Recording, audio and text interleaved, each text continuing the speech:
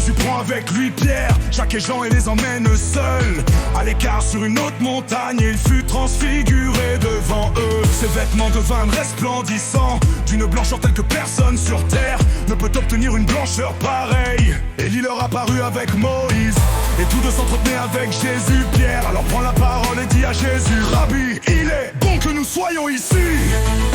Dressons donc 3 tentes, une pour toi, une pour Moïse et une pour Élie. De fait, Pierre ne savait que dire tant leur frayeur était grande. Amen, je vous le dis, parmi ceux qui sont ici, certains ne connaîtront pas la mort avant d'avoir vu le règne de Dieu venu avec puissance.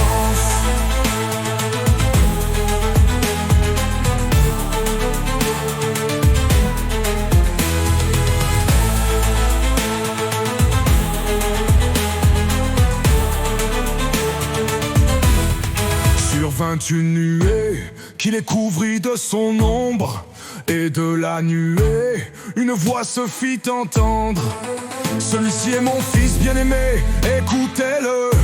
Soudain regardant tout autour, ils ne virent plus que Jésus seul avec eux.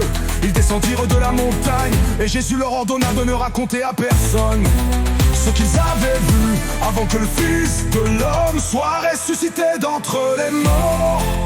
Et ils restèrent fermement attachés à cette parole, tout en se demandant entre eux ce que voulait dire ressuscité d'entre les morts.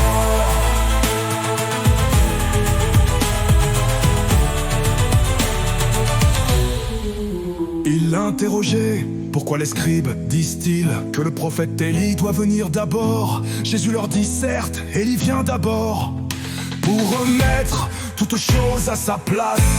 Mais alors pourquoi l'Écriture dit-elle au sujet du Fils de l'homme qu'il souffrira beaucoup et sera méprisé? Eh bien, je vous le déclare, Élie est déjà venu, et ils lui ont fait tout ce qu'ils ont voulu, comme l'Écriture le dit à son sujet. Amen, je vous le dis, parmi ceux qui sont ici, certains ne connaîtront pas la mort avant d'avoir vu le règne de Dieu venu avec